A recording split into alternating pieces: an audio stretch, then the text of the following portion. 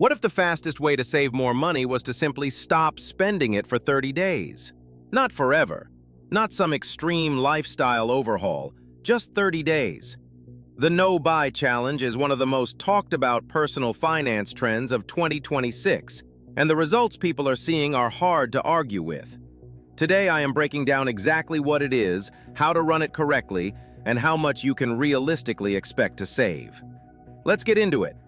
Hey everyone, welcome to Daily Money Mindset. We put out real money strategies 3 times a week. If you are new here, hit subscribe right now. Let's go! The no-buy challenge is straightforward. For a set period, usually 30 days, you stop all non-essential spending. You still pay rent, utilities, groceries, and all existing bills. You do not buy anything that is not required for basic daily functioning.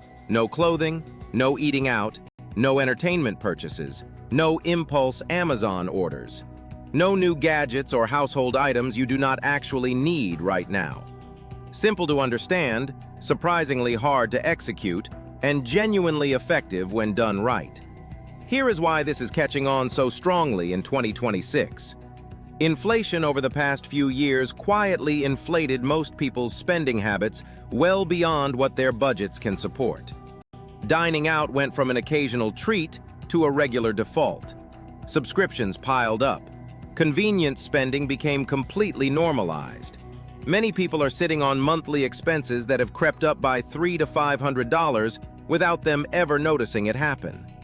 The no-buy challenge forces a full, real-time audit of where the money is actually going. The typical person who completes a 30-day no-buy saves between $300 and $800 in that single month, depending on their existing habits. The savings are only part of the value. The bigger return is the pattern reset. You break automatic spending behaviors and build a fundamentally different relationship with the impulse to buy things you do not need immediately. Step 1 before you start anything: define your rules in writing. The no-buy challenge fails most often when the rules stay vague.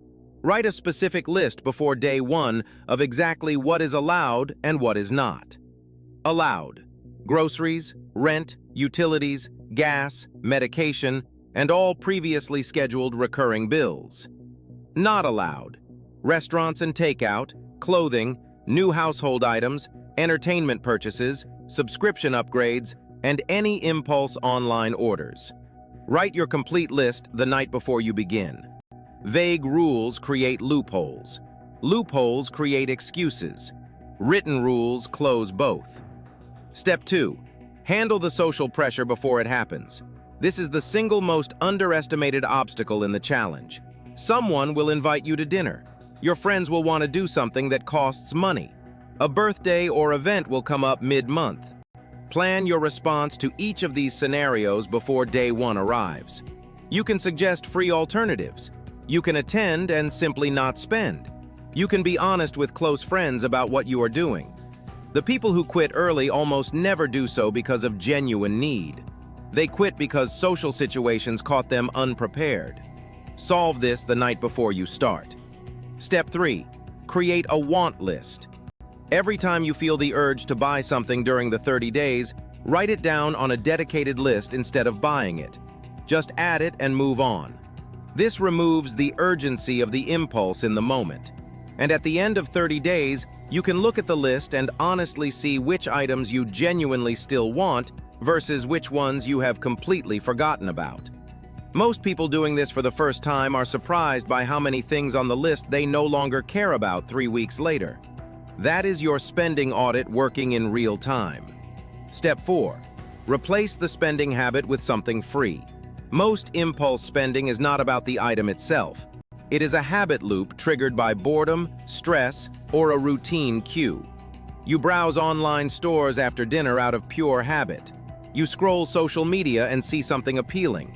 The purchase is the reward that closes the loop. Replace that reward with something that costs nothing. Go for a walk. Use a free book from your library app. Cook something new from what is already in your kitchen. Interrupt the automatic behavior with a deliberate and cost-free substitute. Step 5. Track your daily savings in real time. This is what separates people who finish the challenge from people who quit on day 12. Each day you skip a purchase you would normally have made, add the dollar amount to a running total somewhere visible.